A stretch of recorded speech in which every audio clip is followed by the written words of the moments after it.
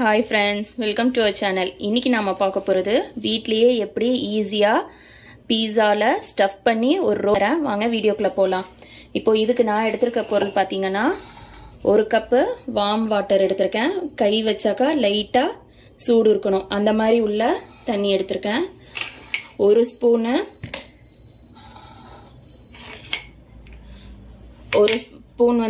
உப்பு, 2 table spoon சர்க்கரை எடுத்திருக்கேன், 1 டேபிள் ஸ்பூன் ஈஸ்ட் எடுத்திருக்கேன். இப்போ ஃபர்ஸ்ட் ஈஸ்ட்டை ஒரு பாத்திரத்தில் போட்டுடலாம்.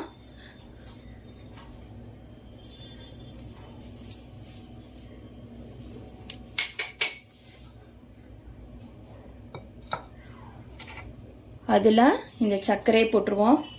சர்க்கரை 2 டேபிள் ஸ்பூன் எடுத்திருக்கேன்.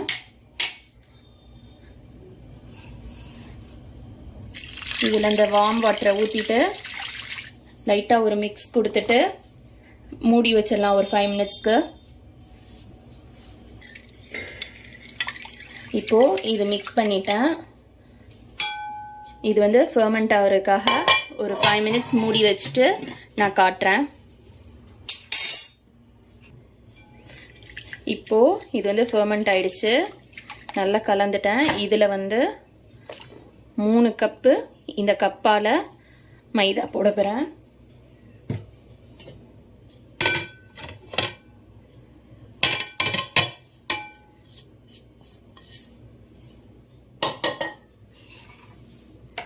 உப்பு தேவையான அளவு போட்டுக்கலாம். நான் 1/2 ஸ்பூன் எடுத்திருக்கேன். நான் மாவு பிசைஞ்சிட்டு உங்களுக்கு காட்டுறேன். இப்போ மாவு பிசைஞ்சாச்சு. இந்த மாவு கொஞ்சம் பிசு பிசுண்டு இதாக கையில் தான் ஒட்டும். இப்போது நாம் என்ன பண்ண போகிறோம்னா, ஒரு மிக்ஸி ஜார் எடுத்திருக்கேன். இதில் ஃபுல்லாக கொஞ்சம் மெல்டட் பட்டர் தேய்க்க போகிறேன். எதுக்காக அப்படின்னாக்கா, இதை மிக்சியில் போட்டு நல்லா மாவை பிசைஞ்சு எடுக்க போகிறோம். அதே மாதிரி நம்ம போட போகிற அந்த மாவுலையும் கொஞ்சம் வெண்ணெயை தேய்ச்சிக்கிறேன். ஃபஸ்ட்டு 2 பகுதி எடுத்துட்டு அதுலேருந்து ஒரு பகுதி, அந்த பாதியில் பாதி எடுத்திருக்கேன். இதை போட்டு மிக்சியில் ஓட விட்டு உங்களுக்கு நான் காட்டுறேன். இங்கே பாருங்க, இப்போ நான் மிக்சி ஓட விட போகிறேன். ரொம்பலாம் இல்லை, கொஞ்சமாக தான். அதுக்கே பாருங்கள் மாவு எந்த அளவுக்கு சாஃப்டாக வந்துருச்சு அப்படின்னு சொல்லிட்டு.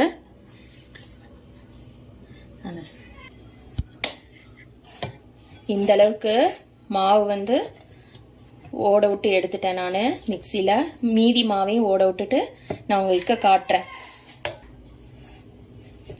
இப்போ பாருங்க, நம்ம மிக்சியில் போட்டு எடுத்தது எந்த அளவுக்கு சாஃப்டாக இருக்குது அப்படின்னு சொல்லிட்டு. இந்த மாவையும் நம்ம கையால் பிசைஞ்ச மாவையும் காட்டுறேன் பாருங்கள் டிஃப்ரென்ஸு. இதோட இதுக்கும் இதோட இதுவும் பாருங்கள், இந்த அளவுக்கு சாஃப்டாக இருக்கணும்.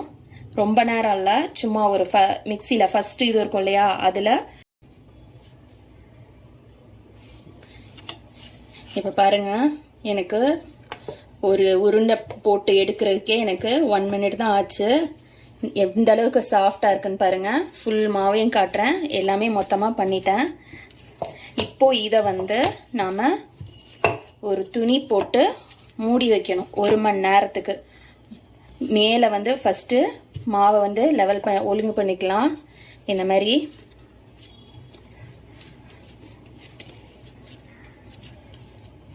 மாதிரி பண்ணிட்டு இது மேலே ஃபுல்லாக எண்ணெய் இல்லை வெண்ணெய் எது வேணாலும் தடவிக்கலாம். நான் இப்போ மெல்டட் பட்டர் தான் தேய்க்கிறேன். அதே மாதிரி இங்கே இந்த பாத்திரத்துக்குள்ளேயும் கொஞ்சம் தேய்ச்சிடலாம்.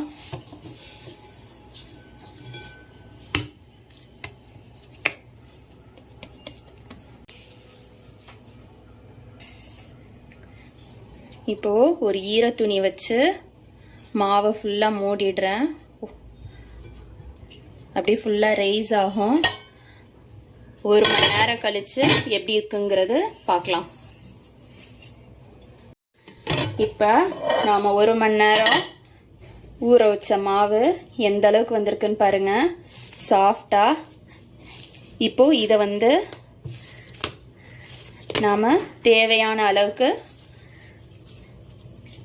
எடுத்துக்கலாம். நான் வந்து இப்போ ஒரு பாதி எடுக்கிறேன். எடுத்து தேய்ச்சிட்டு உங்களுக்கு நான் காட்டுறேன். எடுத்து வச்சிருக்க மாவு வந்து ஃபர்ஸ்ட் ஷீட்ல வந்து மைதா கொஞ்சம் டஸ்ட் பண்ணிட்டேன். இப்போ இந்த மாவை வந்து நல்லா திரட்டிக்கலாம். ஃபுல்லா நான் திரட்டிட்டு உங்களுக்கு காட்டுறேன். இப்போ நாம வந்து மாவு நல்லா திரட்டியாச்சு. இதுல வந்து நான் பீஸா டாப்பிங் இருக்கும் இல்லையா, அந்த சாஸ் போடுறேன். சப்போஸ் உங்ககிட்ட இது இல்லைனாக்கா நார்மல் கெட்சப் கூட போட்டுக்கலாம். அப்படி இல்லைனா கூட பெஸ்டோ சாஸ் இது மாதிரி எதா வேணாலும் போட்டுக்கலாம். நான் ஃபுல்லாக போட்டுட்டு உங்களுக்கு நான் காட்டுறேன். சும்மா ஜஸ்ட் எல்லா பக்கமும் ஸ்ப்ரெட்டாக இருக்கணும், அவ்வளோதான். இப்போ ஃபுல்லாக ஸ்ப்ரெட் பண்ணியாச்சு. இதில் வந்து நான் வெங்காயம் பொடி பண்ணி வச்சுருக்கேன். அதை வந்து கொஞ்சம் கொஞ்சம் எல்லா இடத்துலையும் தூவிடுறேன். இது வந்து ஆப்ஷனல் தான், உங்களுக்கு வேணும்னா போட்டுக்கலாம், இல்லைன்னா வேண்டாம்.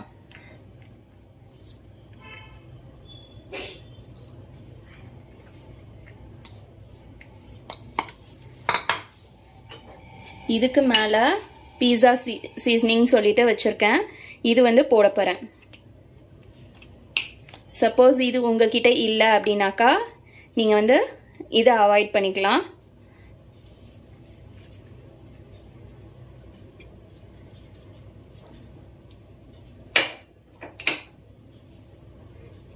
இதுக்கு மேலே வந்து இப்போ நான் சீஸ் போட போகிறேன். சீஸ் போடும்போது உங்களுக்கு நான் காட்டுறேன். இப்போ சீஸ் வந்து துருவி வச்சுருக்கேன். இதை வந்து ஃபுல்லாக எல்லா பக்கமும் ஸ்ப்ரெட் பண்ணிக்கலாம்.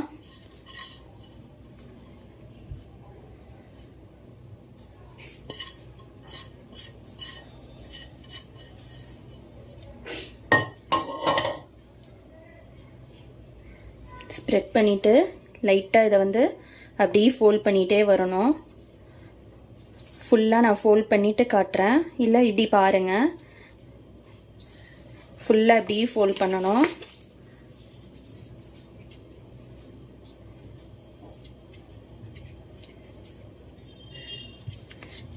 இப்போ இதை வந்து நாம் சின்ன சின்னதாக கட் கொடுக்கணும். நம்ம வேணுங்கிற அளவுக்கு கட் கொடுத்துக்கலாம்.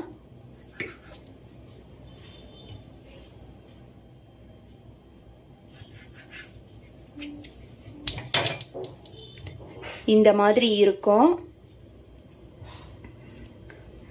இது வந்து நான் ஒரு பிளேட்ல அரேஞ்ச் பண்ணிட்டு மொத்தமா அப்புறம் காட்டுறேன்.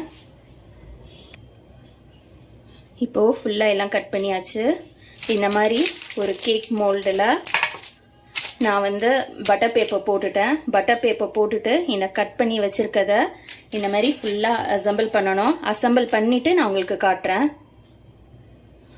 ஒரு இதுக்கும் இன்னொரு இதுக்கும் கொஞ்சம் கேப் விட்டு வைங்க. ஏன்னா இது வந்து நம்ம மறுபடியும் அரை மணி நேரம் வந்து டைம் கொடுக்கணும். அது வந்து இன்னும் கொஞ்சம் உப்பி வர்றதுக்கு. அப்போ என்ன ஆகும், இது வந்து இந்த இடம் அளவுக்கு வந்துடும். ஒன்றும் நல்ல ரைஸ் ஆகும். அப்போ இடம் இருக்கணும். இடம் இல்லைன்னா ஒன்னோட ஒன்று ஒட்டிக்கும்.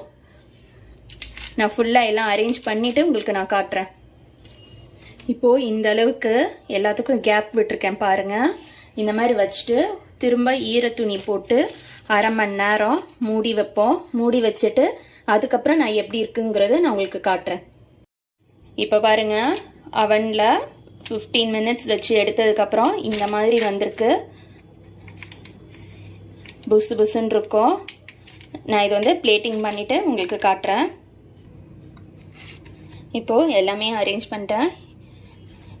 இதே மாதிரி நீங்களும் உங்கள் வீட்டில் அவனில் செஞ்சு பாருங்கள். சப்போஸ் அவன் இல்லை அப்படின்னாக்கா நீங்கள் கேஸ் ஸ்டவ்வில் கூட வச்சு செய்யலாம். ஏன்னா கேஸ் ஸ்டவ்வில் செய்யும்போது கூட உங்களுக்கு வந்து இந்த இடம் எல்லாமே கலர் வந்துடும். நமக்கு வந்து இந்த வந்து பீஸா வந்து சாஃப்டாக தானே இருக்கும். அது வந்து இந்த மாதிரி தான் வரும். அவன் இல்லாட்டி கேஸ் ஸ்டவ்க்குள்ள செய்யலாம். நீங்களும் உங்கள் வீட்டில் செஞ்சு பசங்களை அசத்துங்க. தேங்க்ஸ் ஃபார் வாட்சிங்.